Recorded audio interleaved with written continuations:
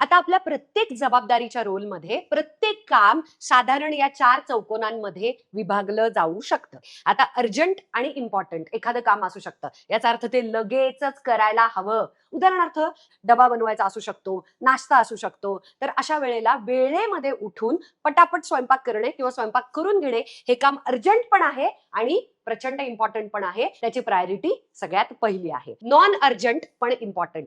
आता अशी जी कामं असतात ती प्रचंड महत्वाची असतात, पण आत्ताच्या आत्ता सकाळच्या गडबडीमध्ये करण्याची काहीही गरज नाहीये. मग त्यांना शेड्यूल करायला हवं.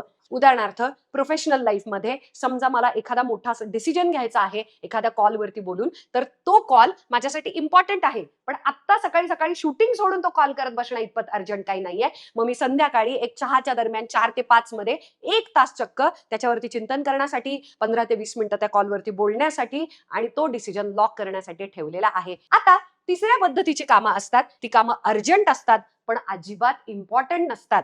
ती कामं डेलिगेट करायची. दररोज आपल्याला आपली घरं स्वच्छ पाहिजेत, बरोबर?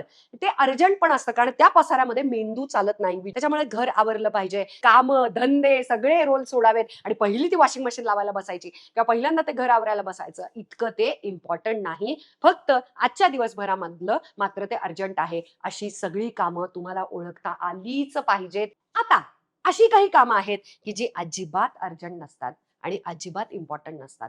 आता गृहिणींच्या रोलमधून हे सगळे टास्क मी सांगण्याचा प्रयत्न करते. स्पेशली हे टास्क जे डिलीटच करायला पाहिजे.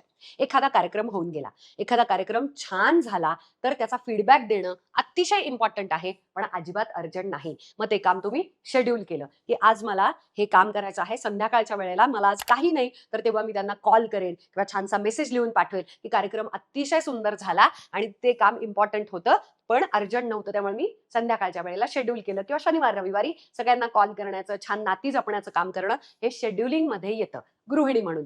परंतु एखादी गोष्ट तुम्हाला आवडली नाही आणि त्याच्याविषयी काहीतरी गॉसिप सुरू झालं तर ते काम अर्जंट पण नाहीये, इम्पॉर्टंट पण नाहीये, कोणाच्याच आयुष्यात कसलाही त्यानं फरक पडणार नाहीये, उलट झालं तर तोटाच होणार आहे.